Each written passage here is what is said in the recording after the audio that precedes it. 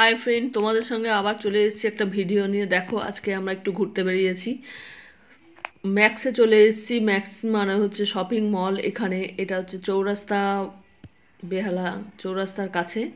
এখানে দেখো আমরা ঢুকে পড়েছি শপিং মলে। শপিং মলে কিন্তু কত সুন্দর সুন্দর জিনিস একসঙ্গে দেখা যায়, দেখতে খুব ভালো লাগে। আর সব থেকে বড় কথা, এখানে খুব কম দামে ভালো ভালো জিনিসও পাওয়া যায়।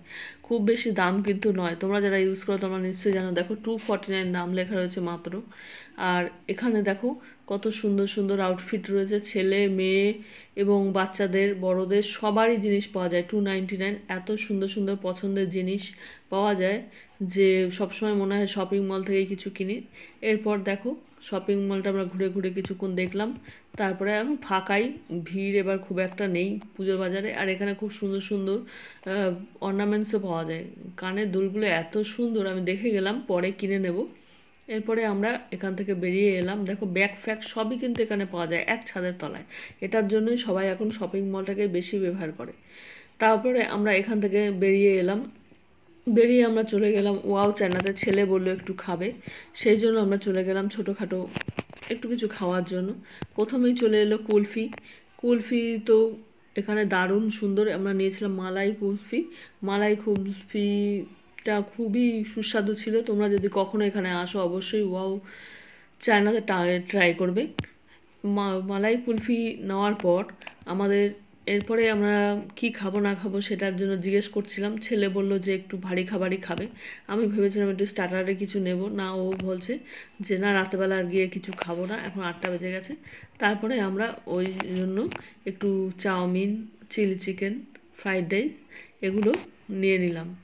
দেখো ওরা অলরেডি খেতে শুরু করে দিয়েছে। আমি বললাম যে আগে আমি ফটোটা তুলি, কিন্তু না, বন্ধুদের আমার দেখাতে হবে। ওরা আগেই দেখো খেতে শুরু করে দিয়েছে, কিন্তু তোমাদের আমি দেখাবো। এখানে প্রেজেন্টেশনটা এত সুন্দর, দেখো কি সুন্দর একটা বক্সের মধ্যে দিয়েছে ভর্তি করে, এই যে।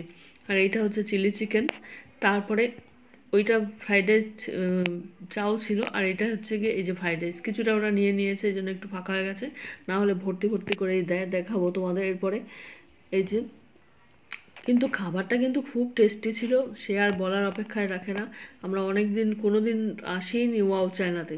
আমরা সোজই শুনতাম যে ওয়াও চায়নার খাবার নাকি খুব ভালো।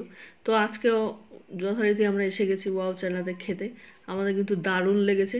তোমরা যারা কলকাতায় আছো তারা কিন্তু অবশ্যই ওয়াও চায়নার খাবার খাবে। পুজোর সময় তো ডেফিনেটলি খাবেই, এছাড়া অন্যান্য সময়ও তোমরা খেতে পারো। আমরা কিছুটা খেয়ে আবার কিছুটা আমরা বাড়িও নিয়ে গেছি, এত আমরা খেতে পাচ্ছিলাম না একসাথে। এই দেখো এদের অ্যাম্বিয়েন্সটা খুব সুন্দর। ছোটোখাটো রেস্টুরেন্ট, কিন্তু এত ভালো লেগেছে এদের গেট আপ, এদের ব্যবহার এবং এদের সাজানো গোছানো জিনিসগুলো আমার খুব ভালো লেগেছে। আমি আবার আসবো এখানে। আর এদের মেনু কার্ডগুলো দেখো, এদের লাইটটা এমনভাবে দিয়েছে যে মেনুগুলো তোমরা ঠিক বুঝতেও পারবে না। যাই হোক, তবুও এক ঝলক দেখিয়ে দিলাম। এর ভেতরটাও দেখিয়ে দিলাম। ভেতরটা তখন ফাঁকা ছিল না, তাই পুরোটা দেখাতে পারিনি। এখন দেখো এখন পুরো ফাঁকা, ওই একটা ফ্যামিলি বসে আছে, তাই জন্য পুরোটা তোমাদের দেখিয়ে দিলাম। আমার তো খুব ভালো লেগেছে। তোমরা কিন্তু অবশ্যই এখানে একবার ভিজিট করো, তোমাদের ভালো লাগবে। এটা এখন অনেকগুলো আউটলেটই খুলেছে, যে কোনো আউটলেটেই তোমরা যেতে পারো। আর আমরা প্রত্যেক উইকেন্ডেই বেরিয়ে পড়ি, কাছাকাছির মধ্যে একটু ঘুরে কিছু খেয়ে চলে আসি।